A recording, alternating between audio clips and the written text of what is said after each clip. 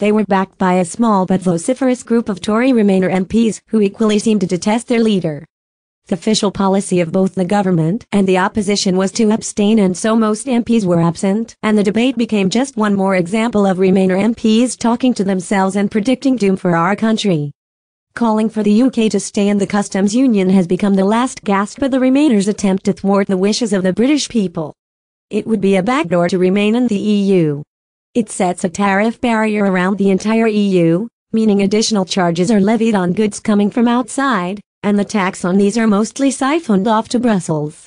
We make deals more swiftly and better tailored to our markets. KATE HOEY. These tariffs not only drive up our prices on the high street, especially food and clothing, but they mean that poor and developing countries cannot get access to our markets to trade on a level playing field. We all want to see the poor in the world prosper, both for their own sake and so they are not reliant on our aid, but how can they do this when the customs union denies them this opportunity? As the indomitable former Labour MP Joan Lester predicted in 1971, because of the protectionist policies of the EC, we shall not close the narrow channels between the rich and poor nations but rather widen them. I do not believe the interests of the EC are identical with the interests of the smaller, developing and weak nations of the world. That was right then and even more right today.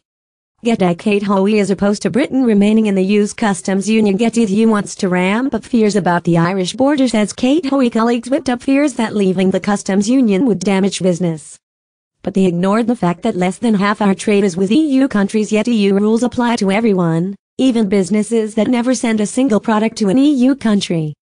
To protect our businesses that trade in the EU, we need a strong free trade agreement, something undermined by the sniping and negativity that undercuts the government's negotiations. Snipers are playing into the hands of the EU, whose aim is to punish us for daring to leave their club. Staying in the customs union would also mean staying beholden to the rules of the European Court of Justice. Why would we want to do that? It completely goes against what was argued for in the referendum at rallies and meetings across the country, taking back control of our laws and our trade. Outside the customs union, we would make trade deals more swiftly and better tailored to our export/import markets. Look at little Iceland, which has sped ahead with a free trade agreement with China, while the EU trundles along. The EU fears the competitive advantage this would give us and is backed by the Barnier Brigade in Parliament. Why do they want to do our country down? Throughout the debate there was reference to the border between Northern Ireland and the Republic. Born and educated in Northern Ireland, I do not need lectures from MPs about the situation there, especially as many of them have only recently taken any interest in it. The EU, backed by the Irish government, wants to ramp up fears about the Irish border and says the only solution is to stay in the customs union. It is as if there is no legal border already. There is for, among other things, excise, alcohol, tobacco, fuel duty, VAT and immigration. The primary function of the hard border of the past was to combat terrorism, and modern smart technology can bring virtually frictionless movement.